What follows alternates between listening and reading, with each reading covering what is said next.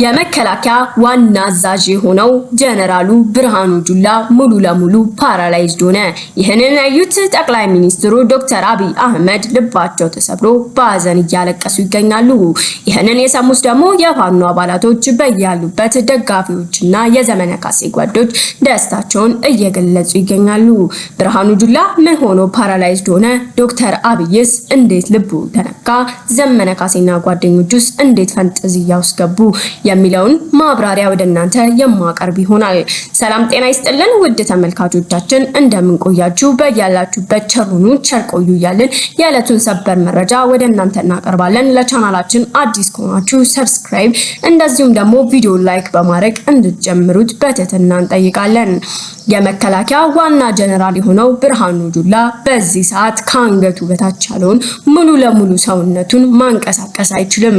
ከአንገቱ በታች ያለው አካሉ ጠቅላላ ፓራላይዝድ ሆኗል። ይህንን ሆስፒታል ሄደው የተመለከቱት ዶክተር አብይ ባዩት ሰዓት እጅግ በጣም በእንባ እያለቀሱ ቪዲዮዎች እየወጡ ይገኛሉ። ብርሃኑ ጁላ ስንቶቹን ወታደሮች፣ ሻለቃዎች፣ 100 አለቃዎች፣ 110 ሻለቃዎች ሲያሰለጥን ሲያዝ የቆየ አንድ ወታደር ጀነራል ዛሬ ላይ የራሱን እጅና እግር ማዘዝ አቅቶት አልጋ ላይ ተኝቶ እንደማየት ምን የሚያሳዝን ነገር አለ? በዚህ ልባቸው የተነካው ጠቅላይ ሚኒስትሩም ስቅስቅ ብለው አልቅሰዋል። ይህንን የሰሙት ደግሞ የፋኖ አባላት ዘመነ ካሴ ጓዶቹና የፋኖ ደጋፊዎች እሳይ እልል ይገባዋል። እስከዛሬ ስንቱን የአማራ ህፃን፣ ስንቱን የአማራ ወጣትና ስንቱን የአማራ አዛውንት አማራ በመሆኑ ብቻ እሱ ራሱ ባያረገውም ትዕዛዝን እየሰጠ በአራቱም አቅጣጫዎች ሲጨፈጨፉ ሲገደሉ ከነነፍሳቸው ሲቀበሩ ቆይተዋል። እስር ቤት እየተሰቃዩም ያሉ ስንቶች የአማራ ልጆች አሉ። ታዲያ ዛሬ ላይ ይህ ነገር እሱ ቢሆን ለኛ ፈንጠዝያችን ነው እንጂ ለምንስ እናዝናለን?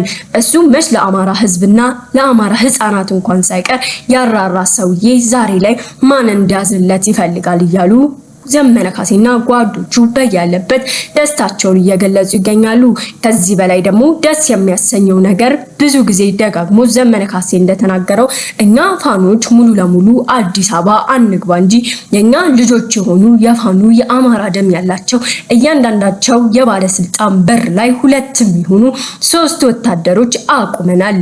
የኛን ተልኮና የኛን እንቅስቃሴ ብቻ ነው የሚጠብቁት እያለ ብዙ ጊዜ በተናገረው ንግግር የተለያዩ ባለስልጣኖች በራቸው ላይ የቆሙትን የመከላከያ ወታደሮች ወይም ጋርዶቻቸውን ማመን እያቃታቸው በየሳምንቱ ወይ በየ2 ሳምንቱ እየቀያየሩ ቢገኝም ነገር ግን ከሚያቆሟቸው 6 ሰዎች ስንቶቹ ፋኖ እንደሚሆኑ ማወቅ ስለሚሳናቸው ሁሌም በስጋት እንደሚኖሩ እንደተናገረ እናስታውሳለን። የፋኖ ልጆች የኛ ልጆች ለአማራ ህዝብ ሲሉ የማይፈልጉትን የኦሮሞ ቋንቋ እንኳን ያጠኑ ልጆች ናቸው።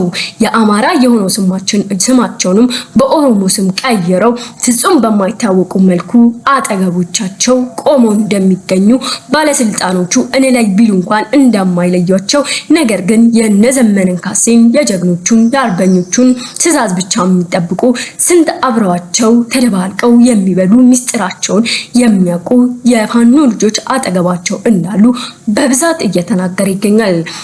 ዋና ጀነራሉ ብርሃኑ ጁላ ላይም የተከሰተበት ይሄ ነው።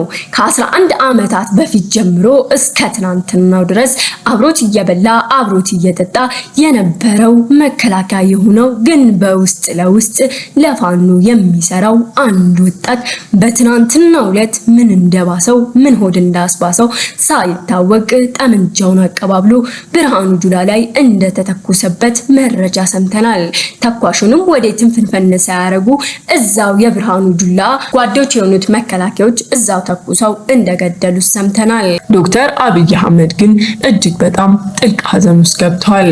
ተመልካቾቻችን እናንተም በብርሃኑ ጁላ ላይ የተደረገውን ነገር እንዴት ትመለከቱታላችሁ? ሐሳብ አስተያየቶቻችሁን ኮሜንት ላይ አስቀምጡልን።